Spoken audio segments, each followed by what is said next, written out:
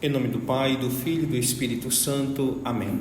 Ave Maria, cheia de graça, o Senhor é convosco. Bendita sois vós entre as mulheres, e bendito é o fruto do vosso ventre, Jesus. Santa Maria, Mãe de Deus, rogai por nós, pecadores, agora e na hora de nossa morte. Amém. Boa noite mais uma vez. Iniciamos oficialmente esta conclusão da nossa catequese batismal, um percurso que estamos fazendo do zero até chegarmos a essa ética universal, os mandamentos de Deus, a conclusão que se dá na moral católica. Nós estamos agora falando um pouco de moral, passamos pelaquela parte mais teórica, o objeto, a intenção, as circunstâncias, e hoje nós vamos para uma parte mais prática, principalmente sobre os pecados veniais e mortais. Recapitulando apenas que nós somos governados por uma lei eterna que está na própria realidade, a lei natural, que ela é imutável, que ela, por mais que seja ignorada por várias nações, não pode ser totalmente abolida. E como o homem está com o seu intelecto obscurecido, Deus precisou revelar os seus mandamentos. Por causa do pecado, nós não conseguimos mais ficar livres deste erro de raciocínio. Por isso, Deus precisou nos relembrar quais são as suas leis. Os mandamentos são as leis dadas por Deus para nos ensinar a viver no bem e evitar o mal.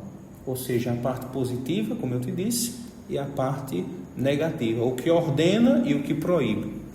Eles mostram ao homem o caminho da verdadeira liberdade e da amizade com Deus. Agora que você vai se batizar, você está dizendo para si mesmo e para Deus e para a igreja que você quer se libertar dessa escravidão do pecado que você está, porque você ainda está com a culpa do pecado original e você quer ter essa culpa apagada, ter essa culpa perdoada. E quer começar um caminho de amizade com Deus, o nosso Senhor Jesus Cristo. E esse caminho se dá com você preservando a graça batismal. Como nós vimos na aula do batismo, você vai se batizar, estará na graça de Deus, e seu caminho agora é preservar essa graça, essa veste branca, limpa, intacta. Que é única. Exato. Essa é sua missão e a missão de todo batizado. Se você cair, você tem o sacramento da confissão, você pode voltar à amizade com Deus, mas isso é uma coisa que na catequese da primeira comunhão será aprofundada mais. Então, os mandamentos são 10, mas o centro é o amar a Deus sobre todas as coisas e ao próximo como a si mesmo, porque toda a lei, como o próprio Jesus disse, se resume nisso. Nós conhecemos os 10 mandamentos, não é? Amar a Deus sobre todas as coisas, não tomar seu santo nome em vão, guardar domingos e festas, honrar pai e mãe, não matar, não pecar contra a castidade, não furtar, não levantar falso testemunho, não desejar a mulher do próximo, não cobiçar as coisas alheias. Mandamentos que são universais. Em todos os lugares, em todas as nações, esses são os mandamentos de Deus. Não existe possibilidade de adaptar os mandamentos, como nós vimos na questão da moral. Certos atos, eles são sempre graves, a depender da situação. Aliás, sem depender da situação. É sempre grave. Por exemplo, a fornicação. Ela é sempre grave. Não existe um modo ou uma situação onde ela se torne algo lícito. Não existe. O que acontece quando se quebra gravemente o mandamento é o pecado mortal. Ou seja, você vai perder a graça santificante e vai romper com a amizade com Deus. O Papa Pio X, no seu catecismo, diz que quando você está em pecado mortal, você é um membro morto da Igreja de Cristo. Você, pelo batismo, entra para a igreja, é um membro desse corpo da Igreja Católica, fora ao qual não há salvação, e quando você está em pecado mortal, você é um membro morto. Por isso que você precisa recuperar essa graça, certo? Com o sacramento da confissão. Então, quando se quebra um mandamento, com plena consciência, e aquelas duas outras condições que nós vimos na aula passada, que são o objeto, a matéria grave e o consentimento, é um pecado mortal. Por isso, na aula de hoje, depois dessa recapitulação, nós vamos descer um pouco aí o documento, iremos para a página 20 e passar pelo exame de consciência, em primeiro lugar, dos pecados veniais. São aqueles pecados leves que são perdoados na missa, ou com água benta, ou quando você comunga, ou rezando a oração do Pai Nosso. São pecados leves que, embora não rompam com a sua amizade com Deus, são um caminho para o pecado mortal. Você não pode jamais se acostumar a pecar levemente. Você tem que eliminar de vez o pecado de sua vida, principalmente os veniais, porque eles dão brechas para os mortais. Água benta eu não sabia. Água benta perdoa pecado venial. Bom, então este breve exame de consciência que eu vou falar para você dos pecados veniais, ele é atribuído a um santo, que é Santo Antônio Maria Claret. Foi um grande pregador, bispo, e ele tem um devocionário que é muito interessante, é muito bom. É um devocionário chamado Caminho Seguro para o Céu. O nome é mais ou menos assim. E você depois pode adquirir, fica aí como sugestão, se você um dia estiver procurando um devocionário, ele é completo, ele explica as devoções da igreja e foi feito por um santo que era bispo, ou seja, ele tem autoridade dupla. A autoridade de santo, porque ele se salvou, está no céu intercedendo por nós, e a autoridade de bispo, de mestre, de ensinar em nome da igreja. Então, esse Santo Antônio não é o franciscano, tá bom? Não é o Santo Antônio franciscano, não. Bem, então a alma deve evitar todos os pecados veniais, porque eles abrem caminho ao pecado grave, tá bom? Então, ele coloca aí os principais pecados veniais que nós cometemos durante o dia, não é? Durante o dia a dia. Eles são vários, os pecados veniais, porque nós temos em si uma fraqueza de caráter que às vezes tem até pecados veniais que a gente comete sem perceber. Então, por isso que é bom, a igreja recomenda que todas as noites se reze o ato de contrição, que é pedindo a Deus o perdão pelos pecados cometidos durante o dia. Mesmo se você estiver em pecado grave, mas já formando aquele propósito para você não se acostumar àquela situação. Então, os pecados veniais, eles podem ser muitos, não é? Eles podem passar despercebidos por você, mas de todo modo são pecados. Claro, eles vêm da nossa fraqueza de caráter, pecados que nós temos uma certa deliberação, como por exemplo a mentira, que é um pecado leve, a depender da situação, ela pode se tornar grave, mas nós vamos caminhando e escutando alguma coisa sobre isso, tá bom? Então veja aí, o primeiro pecado venial, o pecado de dar entrada no coração de qualquer suspeita não razoável ou de opinião injusta a respeito do próximo. Isso é um pecado venial, quando você tem um juízo temerário de alguma pessoa, ou então uma suspeita de algo que você não tem certeza. Por exemplo, você vê uma pessoa preta e deduz logo que é um ladrão. Isso é uma suspeita não razoável, certo? Você não tem razão para dizer aquilo, mas você imediatamente olha, bate o olho e julga, e diz que aquela pessoa ali não é honesta. Você não tem razão de dizer isso, né? É uma opinião injusta a respeito daquela pessoa. Você nem conhece a pessoa e como é que já está dizendo que ela não é honesta, que ela não é justa por causa da sua cor, por causa da sua aparência? Um mendigo, você passa, vê na rua, é um mendigo e já pensa que é um enganador, entende? Então, primeiro pecado venial a se evitar.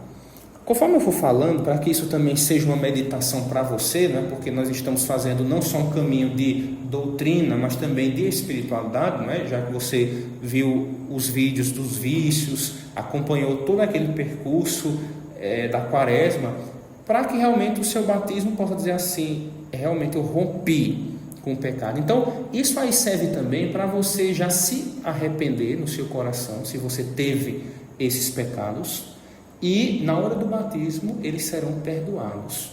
Os pecados do dia do seu batismo para trás, todos, até os que você cometeu, que não necessariamente foi uma herança do pecado original. Então, por exemplo, se algum dia, se você já teve uma opinião injusta a respeito de alguém, no batismo vai ser perdoado. Num dia que você for fazer uma confissão, é só do dia do batismo para frente, entendeu? Não é do batismo para trás. Ok?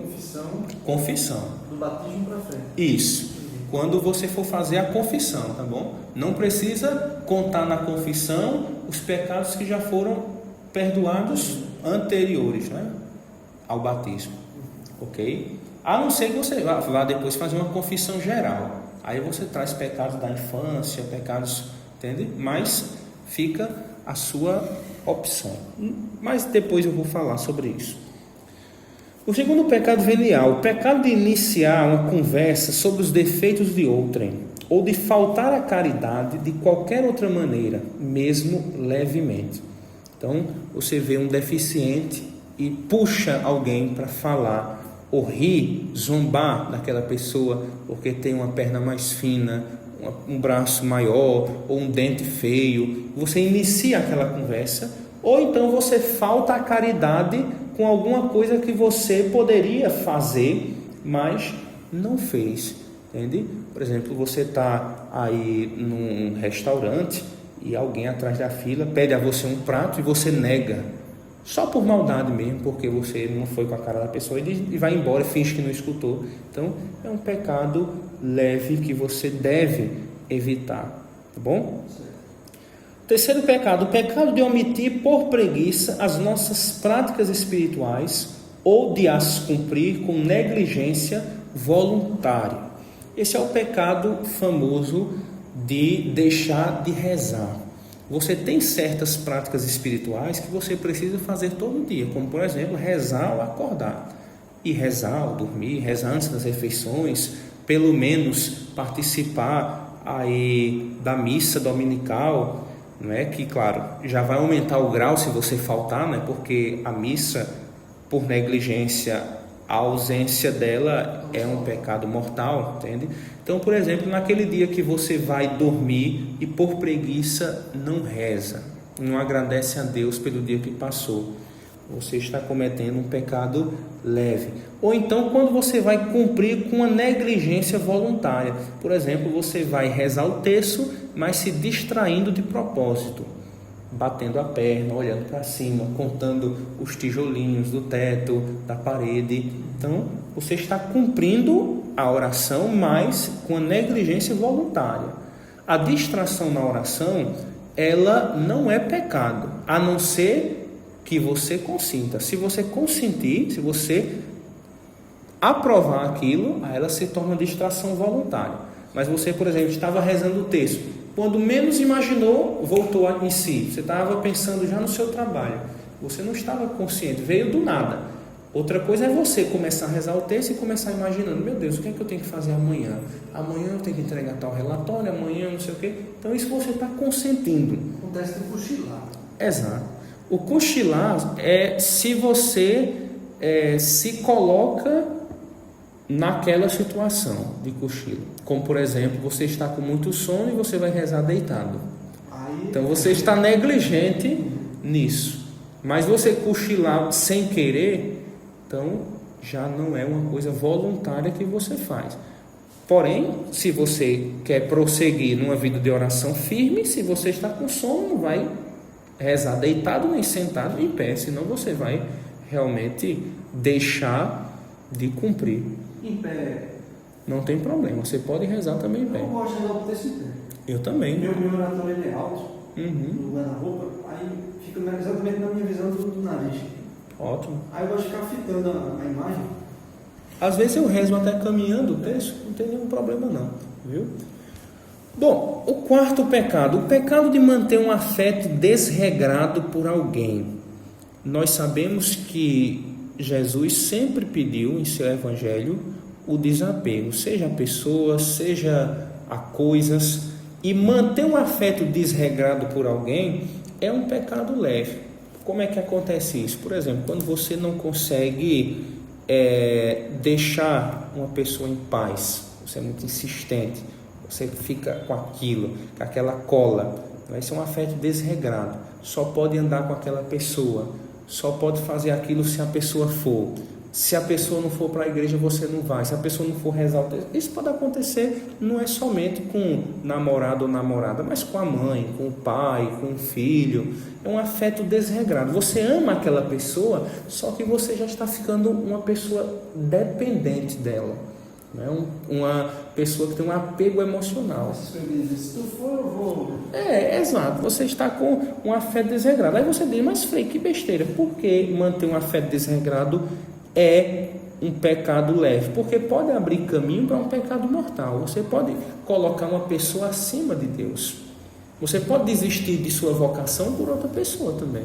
Você quer viver a santidade, mas a namorada não quer. Então ela leva você para o caminho do mal. Você sabe que sua vocação é ser padre, mas você não consegue esquecer sua primeira namorada. Você pode abandonar uma vocação que você tinha certeza para fugir e viver com uma pessoa que depois você não sabe se vai te deixar, coisas assim semelhantes, tá bom? Lembra de Jonas, né? Jonas fugiu do seu propósito.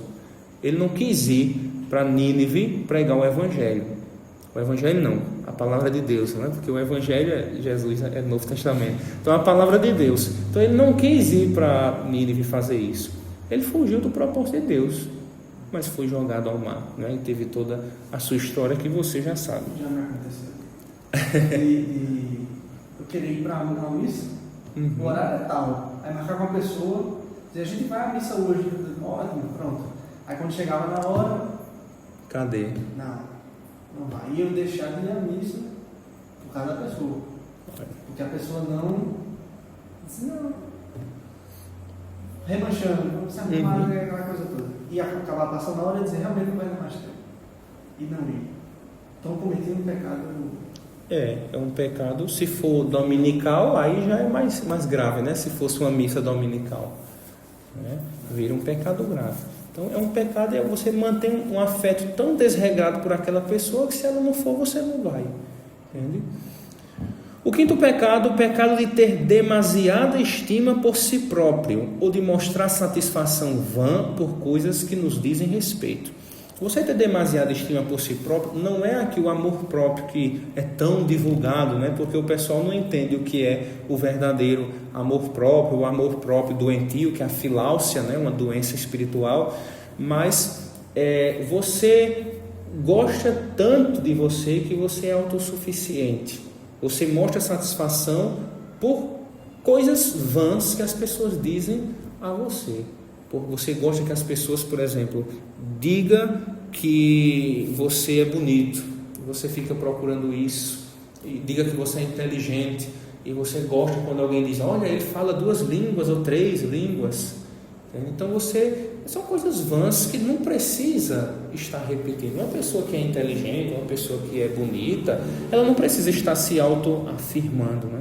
É tanto que Santo Tomás, ele que escreveu a Suma Teológica, era chamado de boi mudo, é o apelido dele, porque ele mal falava. E veja a inteligência daquele homem. Ele não era uma pessoa que ficava dando opinião de tudo, como os ignorantes hoje, que não sabem de nada e ficam opinando sobre tudo na rede social, né? E foi São Tomás que até certo tempo da infância ele não conseguia desenvolver, acho que alguma coisa intelectual, ou era fala, alguma coisa do tipo. Acho que eu devo estar misturando com... Eu não lembro, nunca vi isso não, de Santo Tomás.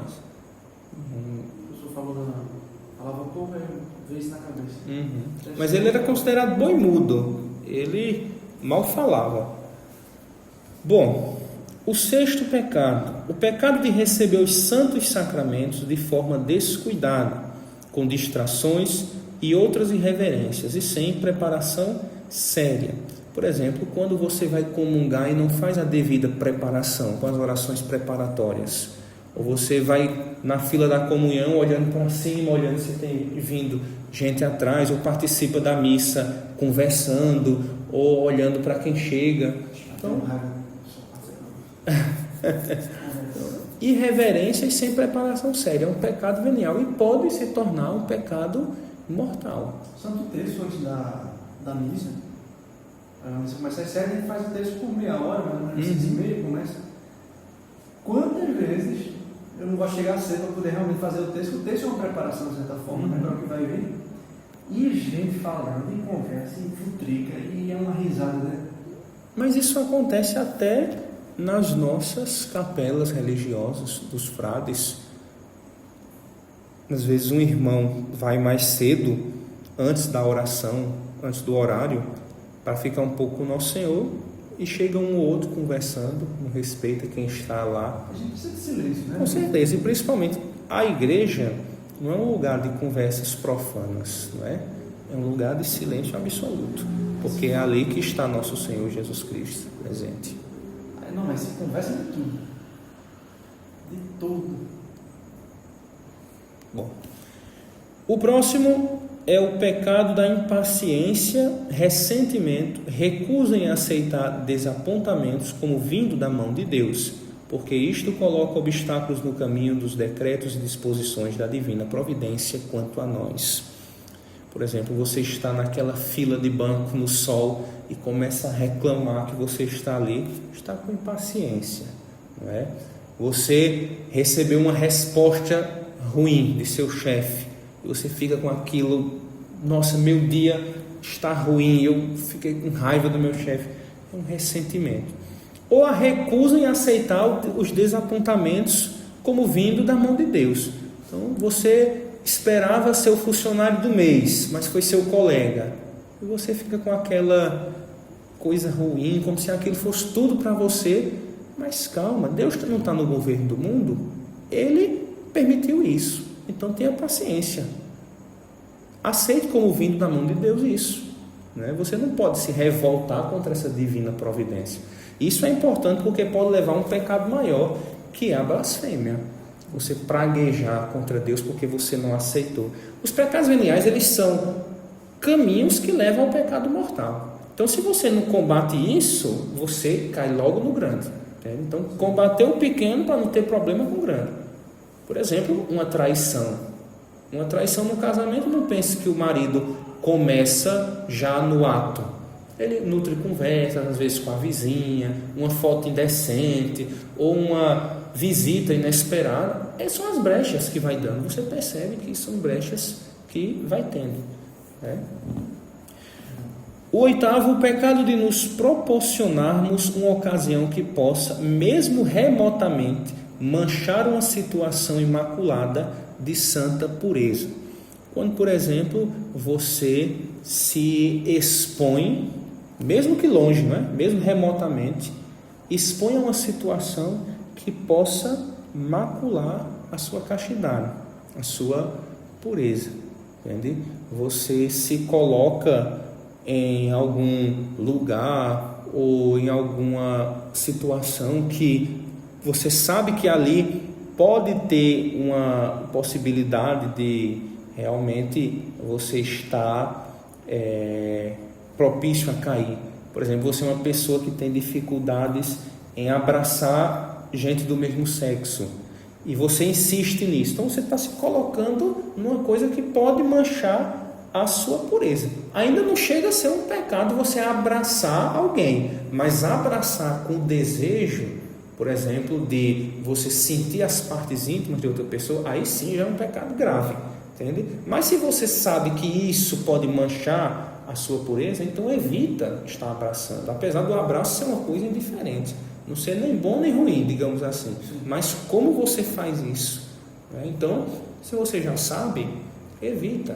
Santo Afonso de Ligório era muito sábio, como ele está na geografia, né, na sua biografia, como ele tinha dificuldade em ver mulheres bonitas, ele, quando via alguma coisa assim, ele tirava os óculos, e ele era míope, não conseguia ver, então ficava embaçado, ele não conseguia ver. Então ia confessar uma mulher, pronto, tirava os óculos, não tinha problema nenhum, entende? Então ele sabia fazer isso, tirar essas ocasiões de perto.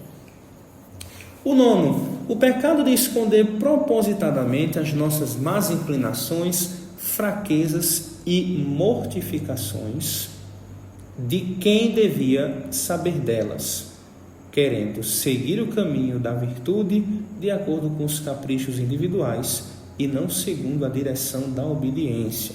Nota: fala-se aqui de situações em que encontraremos aconselhamento digno se o procurarmos, mas nós, apesar disso, preferimos seguir as nossas próprias luzes, embora frouxas. O que Santo Antônio Maria Claret está dizendo aí é que se você, por exemplo, esconde um defeito ou uma inclinação ruim de quem deveria saber dela, é um pecado leve. Como, por exemplo, se você tem um diretor espiritual. Se você tem um diretor espiritual, você tem que dizer a ele quais são os pecados que você tem dificuldade, quais são os seus vícios, o vício dominante. Ele precisa saber, porque senão a direção não funciona. Senão ele não vai saber qual é o remédio que vai aplicar à sua situação específica. Então você não pode esconder. No nosso caso dos religiosos, nós devemos dizer aos nossos superiores as nossas fraquezas também. Porque imagina se o frei me dissesse: olha, você vai assumir a catequese, e eu não tivesse esse conhecimento de catecismo, de doutrina, e escondesse isso. Olha o perigo para as almas que viriam aqui.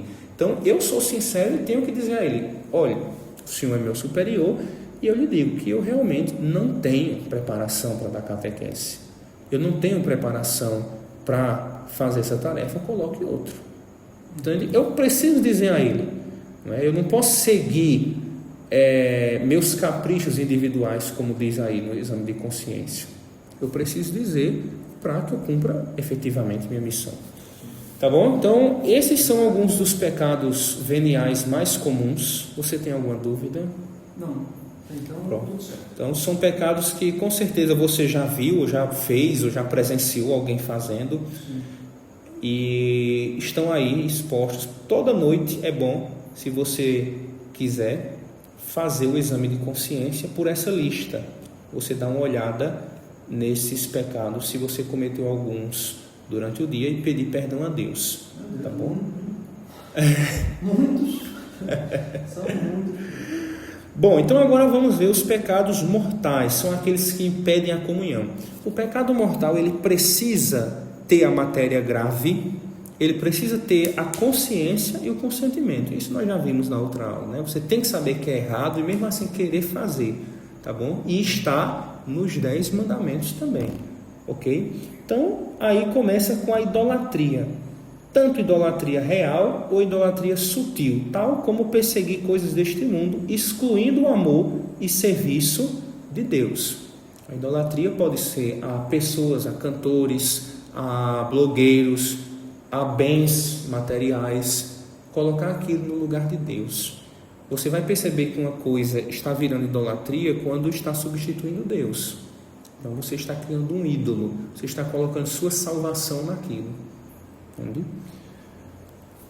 Tipo, deixar de ir para uma missa dominical porque você vai para um show de um cantor. Então aquilo já está virando uma obsessão por aquela pessoa. O desleixo na procura de conhecimento, amor e serviço de Deus, devido ao modo da vida em que se vive somente para este mundo ou apenas por conforto e prazer deste mundo. Você não procurar se instruir. A igreja vê como um pecado grave. Você, como católico, não aprender as próprias verdades da sua fé. Você ter desleixo nisso. Ser um católico desleixado.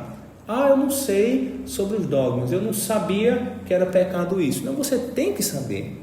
Você é um católico fiel.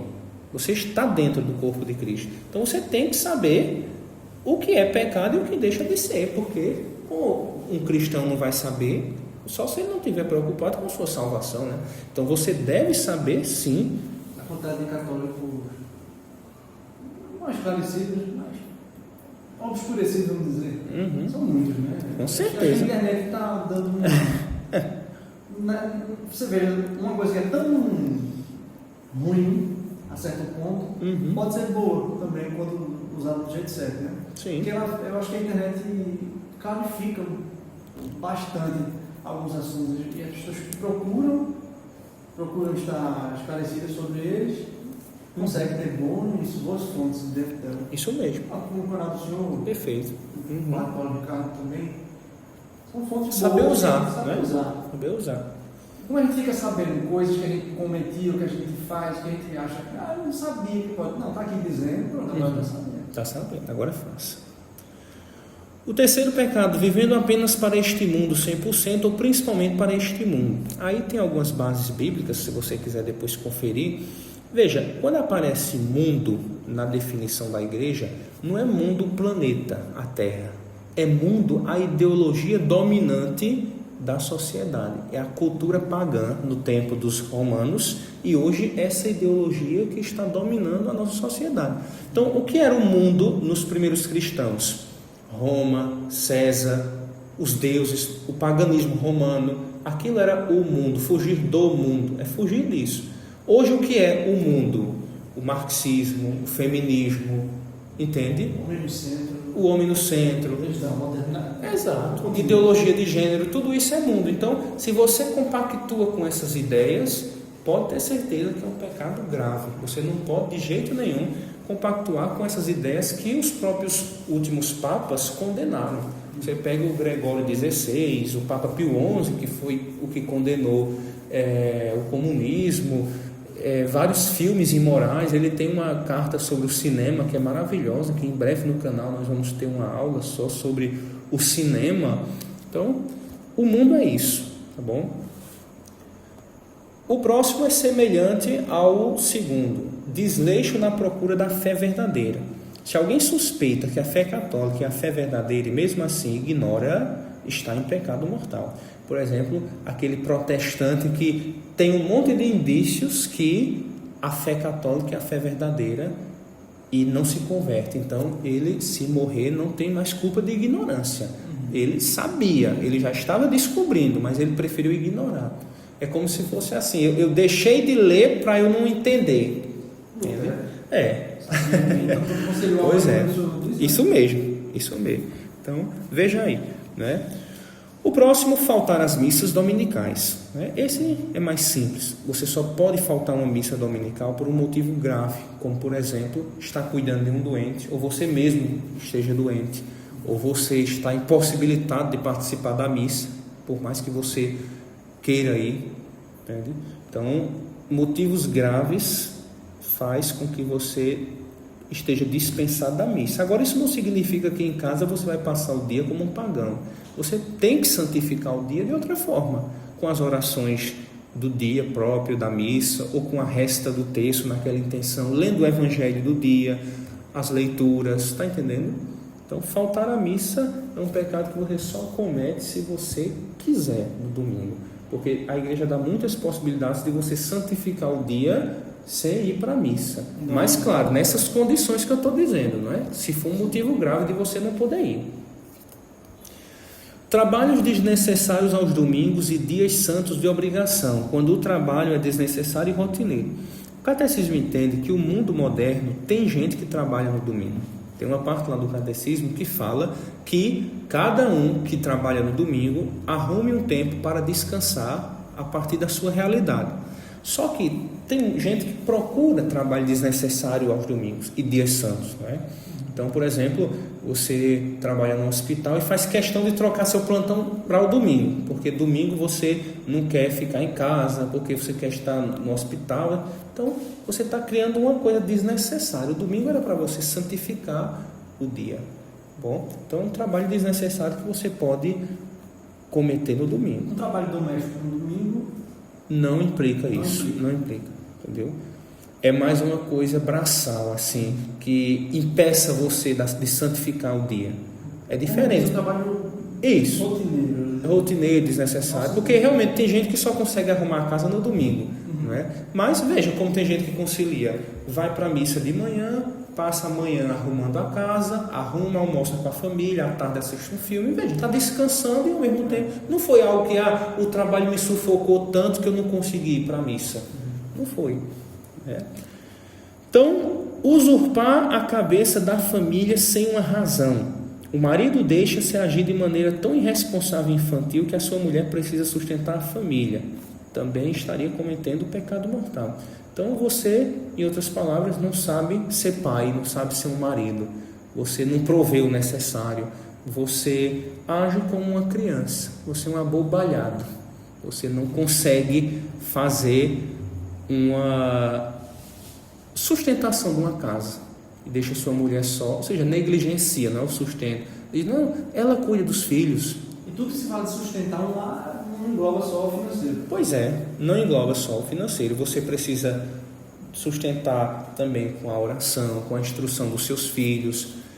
Tem muita gente que esse é um pecado que às vezes o povo comete. Por exemplo, a mulher bem atarefada com as crianças e o marido não está nem aí, vai jogar bola, vai beber, vai sair e deixa a mulher lá sufocada.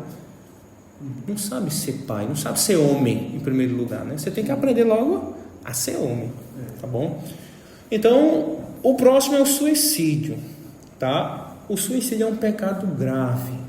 Só que o catecismo diz que nós não devemos nos desesperar de quem se mata, porque o espaço de uma ponte para um rio é suficiente para alguém se converter. Isso foi São João Maria Vianney que disse, quando perguntaram se ainda se deveria rezar por um marido, uma mulher dizendo que tinha pulado da ponte, e disse que não ia rezar mais para ele porque ele estava no inferno, porque ele se matou. Mas São João Maria Vianney disse, olha, o espaço da ponte para o rio tem um nome, e se chama misericórdia. E isso que me impede de dizer que ele está no inferno. Ou seja, quando aquela pessoa pulou, talvez ele tenha pedido perdão. Você não sabe. Por exemplo, uma pessoa que pula de um prédio desse aqui na nossa cidade, você sabe se lá de cima até embaixo ele não se arrependeu e Deus salvou no último momento? Então, o suicídio é um pecado grave e mortal. Mas você não pode dizer que uma pessoa que se suicidou está no inferno. Você não tem essa certeza. Ela pode ter se arrependido. Agora, que foi um pecado grave, foi. Se ele tiver feito uma contrição perfeita, isso pode ter se salvado. Controle de natalidade artificial, aborto, laqueadura e vasectomia, adultério, fornicação, tanto entre parceiros não casados e heterossexuais ou homossexuais, do jeito que estão as coisas, né? Incesto, concubinato ou morar junto, masturbação, atos homossexuais. O catecismo, quando fala de alguns pecados do sexto mandamento, como masturbação, a fornicação, diz que algumas pessoas já estão tão dependentes psicologicamente de vícios assim, que às vezes, pela rotina, pela força do hábito, pela sanidade mental, pode diminuir um pouco de culpa dessas pessoas, mas não apaga de ser pecado mortal. Masturbação sempre vai ser um pecado mortal. Só que a igreja reconhece, tem gente que já está tão viciada, está tão com aquilo na mente que, por exemplo, se masturba 10 vezes ao dia. É como um louco que mata alguém em surto, vamos dizer. Uhum. Ainda assim, pecado. É um pecado, mas a culpa diminui, entende? Então diminui um pouco. Consentir em pensamentos e desejos impuros. Ou seja, você criar fantasias na sua cabeça de imoralidade, de cenas de sexo, de coisas assim. É o consentimento. Às vezes elas vêm. Por exemplo, às vezes você sonha com isso sem querer. Mas é o consentimento que é pecado. Tá? Imodéstia no vestir. Certos tipos de roupa que atraem o olhar das pessoas, como por exemplo mulheres que gostam de usar aqueles shorts já nas nádegas. Então é uma imodéstia no vestir, é um pecado grave. No canal também eu vou fazer uma aula só sobre modéstia, explicando isso. São aulas complementares que eu vou mandar para você depois, só sobre pontos específicos que não dá para explicar aqui, tá bom? Para que seja esse suplemento do curso. Tanto mulher quanto homem, filho. Homem também. Homem também é uma... É isso mesmo, homem também.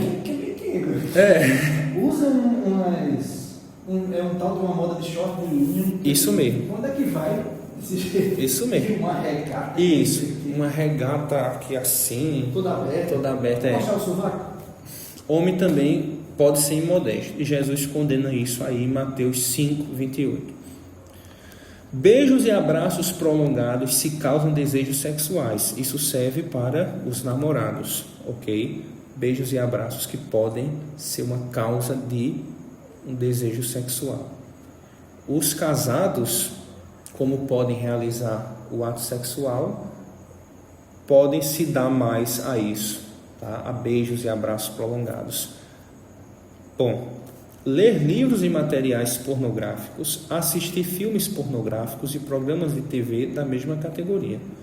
Todo pecado do sexto mandamento é grave. Não tem pecado contra o sexto mandamento leve. Não tem. A matéria é sempre grave. Então, se você assiste um filme que tenha, mesmo assim, um conteúdo erótico, mesmo não sendo explícito, constitui matéria grave também do sexto mandamento. Porque é aquele negócio, o mostra não mostra, né? Sim. É o mostra não mostra, é o fala não faz, é o duplo sentido. Então isso também tem um peso de pecado. Isso, perfeito. Você está com o raciocínio correto. Grandes roubos que afetam a propriedade alheia. Está conseguindo ver que está seguindo os mandamentos? Primeiro, segundo, terceiro, né? Cobiçar a mulher ou homem do próximo. Divórcio. Cada um deve examinar as razões para tal e deixar a autoridade eclesiástica julgar. Ou seja, pode acontecer vários tipos de divórcio, né? Já surgiram muitas histórias nessas catequeses que eu dou, de gente que traz dúvida. Por exemplo, Frei, eu não queria me separar do meu marido, mas foi ele que pediu o divórcio. E eu, como é que fico? Eu posso comungar? Eu não posso? Eu posso me casar de novo? Entende? Então, isso é uma coisa que deve ter o acompanhamento do pároco e da autoridade eclesiástica, que é o bispo daquele local. O casamento se anula na igreja. Se anula, mas não por divórcio. Então, você tem que casar direito. O anulamento do casamento são outros fatores. Por exemplo, não ter o consentimento, se casar obrigado. Eu sou um coronel, a minha filha vai se casar com você, botar o revólver porque você estava dando em cima dela, agora vai se casar. Então, pode ser um casamento nulo, entende? Ou então, esconder da mulher ou do homem que não queria ter filhos, pode dar nulidade de casamento. Porque o casamento você precisa estar aberto à vida. Então, se você casa escondido, dizendo assim, olha, eu não quero ter filho, mas vou dizer que quero só para me casar com ela. Aí na hora da lua de mel você diz, eu não quero ter filhos. Pode ser um casamento nulo. Ou a pessoa está grávida de casar e sem avisar. Como assim? Uma pessoa está grávida e casa e não avisa que casa está não grávida. avisa o esposo. Grávida de outro? Sim. Pode também ter uma Eu já fiz uma. Já fiz uma história na cabeça. Isso aí tem que ser acompanhado com o pároco. Eu não posso universalizar. O juiz eclesiástico, junto com o povo que trabalha no tribunal eclesiástico, lê os libelos, né? Ou seja, os relatórios dos casamentos de cada caso, e julga e diz a sentença, foi válido, não foi válido, entende? É um processo que nós temos aqui o Frei, que é canonista, ele trabalha no tribunal aqui de Recife, atende vários estados, então é muita coisa. E casar de novo após divórcio, mesmo o divórcio é justificado, não pode, entende? Abuso da esposa e dos filhos.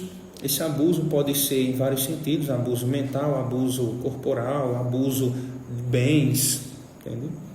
Embriaguez, drogas, perder tempo.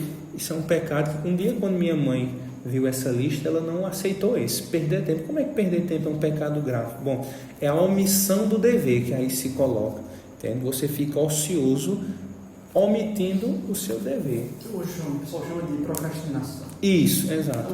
Você não pode ficar omitindo o seu dever, né? Você está perdendo tempo. Então, promiscuidade. Sabe o que é promiscuidade? Para mim, a pessoa promíscua que está sempre incitando ou falando a própria promiscuidade, coisas de libertinagem, e apoia e... Isso mesmo. E aplaude. Linguagem dúbia, conversas imorais, você está com certos gestos no corpo, nas mãos, uma pessoa promíscua. Falta de caridade ou egoísmo. Isso vai aí, está muito geral, né? Falta de caridade e egoísmo, como assim? Mas são casos específicos que a pessoa faz, né? Por exemplo, deixar de ajudar. Você passa na rua, vê alguém caído, você é tão egoísta que não vai lá perguntar o que é. Pecado grave, ali a pessoa é seu próximo. Cadê o bom samaritano, né? Você tem que ir lá ajudar, mesmo que seja um estranho. Mas eu estou atrasado. Espera, paciência. A vida é mais importante, né? Então, o egoísmo nisso. Comunhão sacrílega, ou seja, eu comungar com pecado mortal na consciência. Isso às vezes acontece. Eu não quero me confessar porque eu estou com vergonha desse pecado e eu quero me comungar. Comunhão sacrílega. É melhor, você vai agradar mais a Jesus se você não comungar do que comungar. Tem gente que pensa o contrário, né? Tem gente que diz, não, mas Jesus me perdoa, Ele quer que eu esteja próximo e eu vou comungar para Ele estar em mim. Você está cometendo um pecado, você está ferindo Jesus mais ainda com a comunhão sacrílega. É melhor deixar de comungar para não desagradar a Jesus. Heresia. A heresia é você negar uma parte da fé, não é ainda a apostasia, tá bom? A heresia é você aceita a fé até certo ponto, tipo os protestantes. Eu aceito até aqui, mas essa parte para cá não.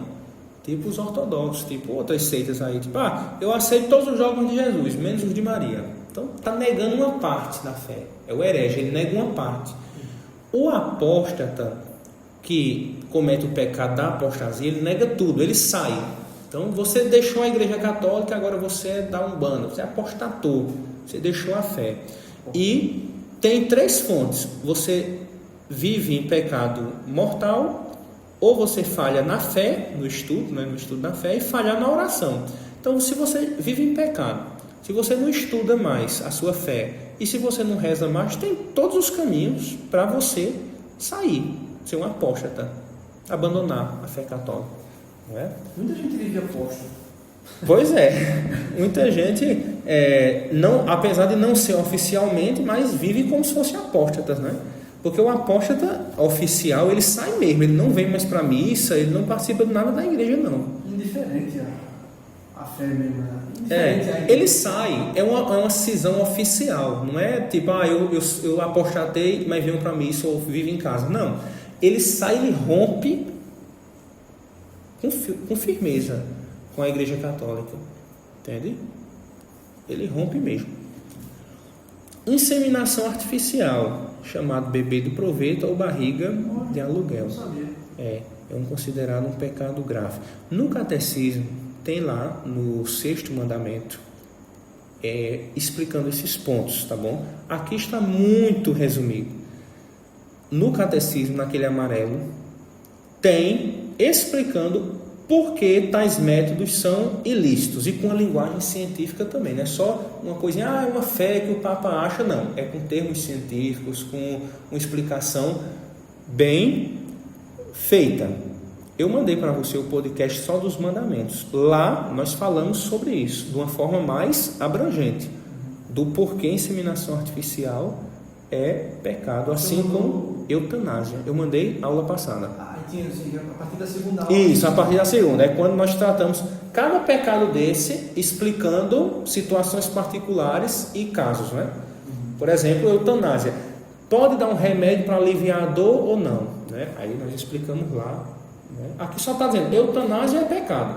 Mas tem algumas coisas lá no catecismo que ele reconhece como meios lícitos de, por exemplo, você aliviar a dor do paciente de outra forma, sem recorrer à morte, tá?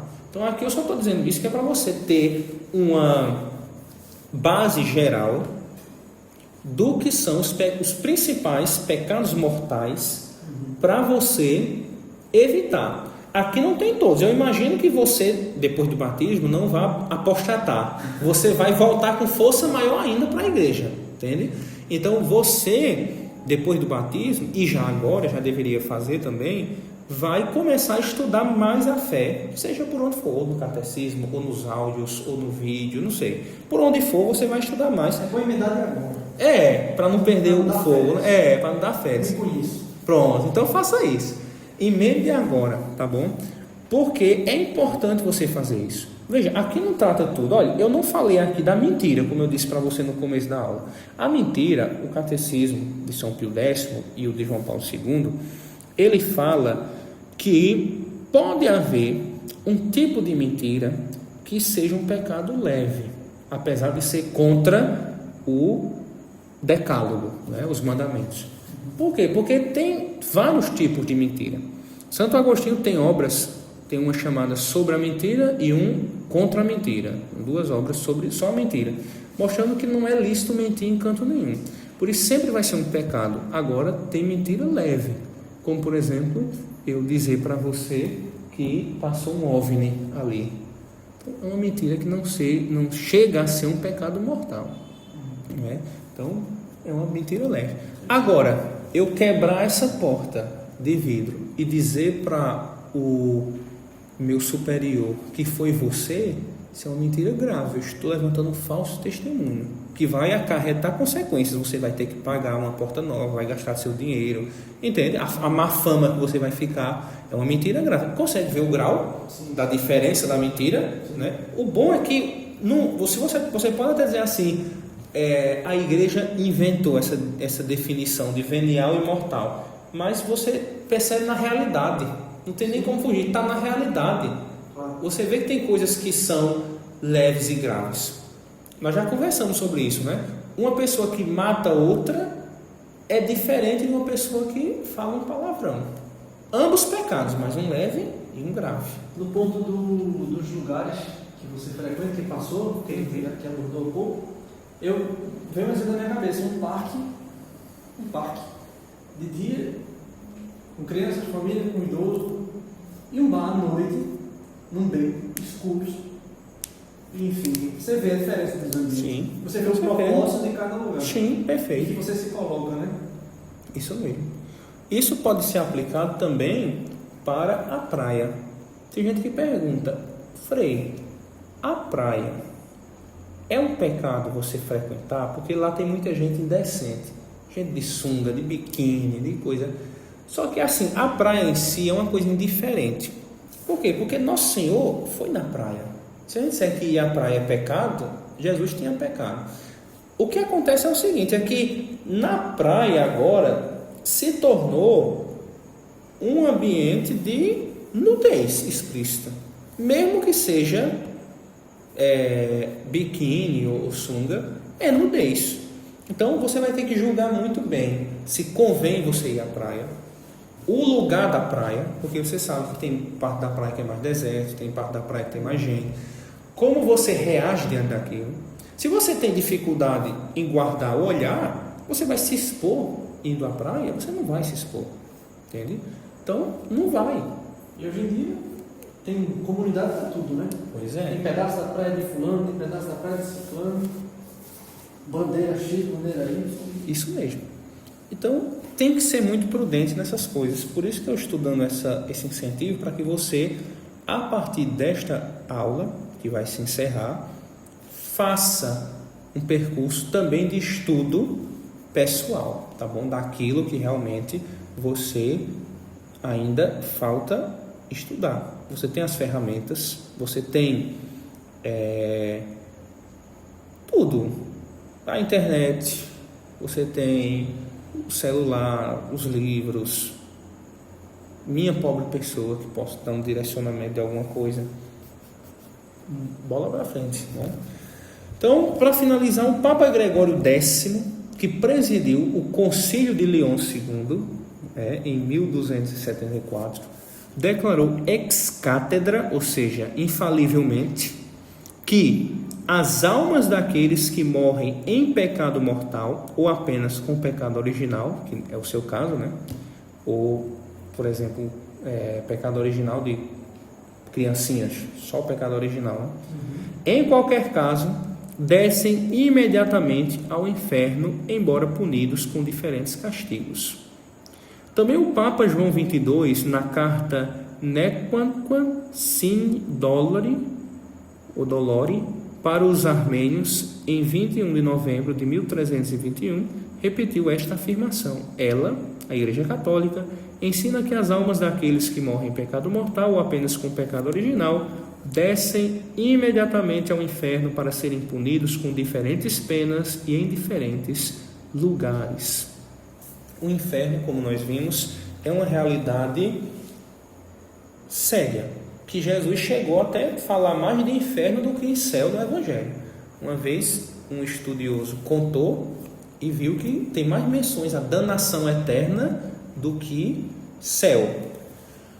É uma coisa séria. Nós deveríamos voltar a falar mais de inferno na igreja, porque o pessoal pensa que é brincadeira, pensa que é uma metáfora, como nós já vimos que não é uma metáfora, é uma doutrina infalível da igreja, não pode mudar. Se alguém disser que inferno não existe ou que está vazio, está numa heresia pública, formal, contra o ensinamento da igreja. O inferno tem gente, tem demônio lá, que estão sofrendo, né, as penas, e de todo modo é também uma forma de misericórdia de Deus, porque Deus podia destruir essas almas, transformá-las em pó, mas não fez. O inferno é eterno da mesma forma que o céu. Isso mesmo. Ninguém pode sair do inferno. O único lugar que é passageiro é o purgatório. Uma vez dentro do céu, uma vez dentro do inferno, não se sai de lá, nem no juízo final. Não tem fim, né? Não existe fim. Espaço, não existe cerca, não existe muro. Eu falei isso para minha mãe essa semana, acho que foi antes de ontem. Ela estava falando, tem que ter muito lugar no inferno para a cabeça, tanta gente ruim. Ela estava falando, sim, para a cabeça, mas é eterno, meu filho. É eterno e não tem cerca, não tem nem muro nem parede. Cabe muita gente. Cabe muita gente. E nós precisamos ter cuidado. O inferno, se nós formos pensar, é um ato de justiça de Deus, principalmente para aquelas pessoas que estão no céu. Imagina só, vamos supor que Deus forçasse todo mundo a ir para o céu. Então, você é um jovem que foi morto por um assassino cruel. Um assassino que depois de um tempo, ele foi baleado e a polícia ali no meio perguntou: você não quer não, padre? Você não está se arrepender? E ele disse: não, eu não quero. Ele está com essa sanidade mental boa, né? Eu não quero, eu odeio a igreja, eu odeio Deus, eu odeio Jesus, eu não quero, eu não me arrependo, eu faria tudo de novo. E ele morre ali no lugar do acidente, do tiro, né? Imagine se Deus levasse aquela pessoa para perto de você, no céu. Então, que injustiça! A pessoa que te matou ali no céu. Aí se alguém disser: não, Frei, mas Deus é misericórdia, Deus quer a salvação de todos. Sim, Deus quer. Ele que não quer essa pessoa que te matou. E Deus não vai forçá-lo a se salvar.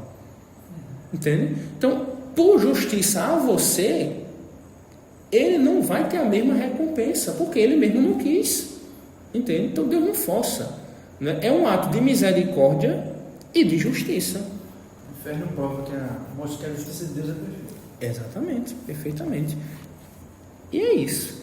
Nós vamos ficando por aqui, tá certo? Eu espero que essa aula possa ter feito você ter, no mínimo, a atrição para chegar numa contrição. Acho que nós já falamos sobre isso, né? Atrição e contrição, né? Que a atrição é pelo menos aquele medo de ter perdido o céu, ter ganhado o inferno, porque você perdeu, né, esse prêmio. E a contrição é você se arrepender porque ofendeu Deus mesmo, né?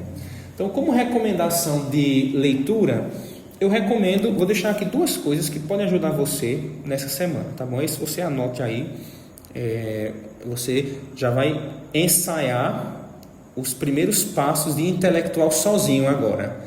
Achar as fontes. Eu vou dizer a fonte e você vai correr atrás. Eu não vou mandar agora não, tá bom? O primeiro livro, que é um tratado bem curtinho, se chama Tratado do Inferno. É um livro de uma mística chamada Santa Francisca Romana. Ela teve várias visões do inferno e quando eu li esse livro eu achei perfeito. Já sabe? Já conhece? O senhor me passou. Já passei, né? E passou o senhor pediu para eu olhar um vídeo na internet falando sobre. Pronto, perfeito. Então, visões o Tratado do Inferno é maravilhoso, porque ele faz a alma ter uma contrição e dizer, eu não quero ir para ali.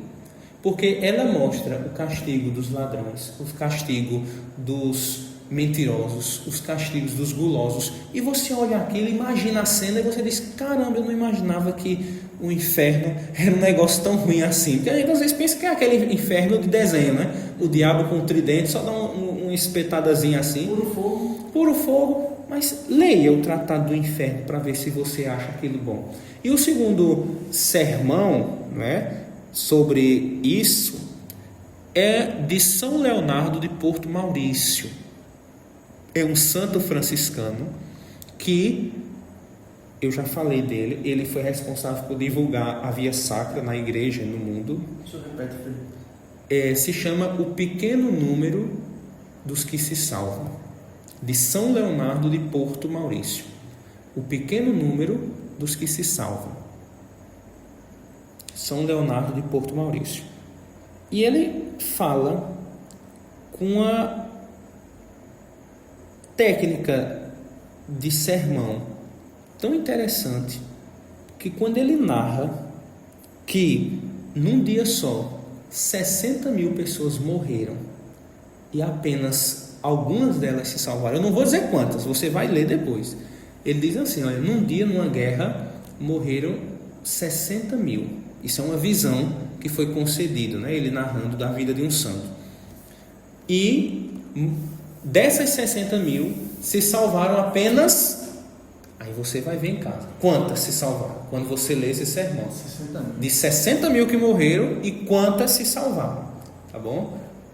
Aí conta. X. De 60 mil salvaram-se X. Você vai ver em casa e depois você me diz se você viu quantas eram, tá bom? Então é isso. Nós vamos ficando por aqui. Foi um prazer ter você durante essas 10 aulas do nosso itinerário catecumenal. E agora seja bem-vindo oficialmente à Igreja Católica.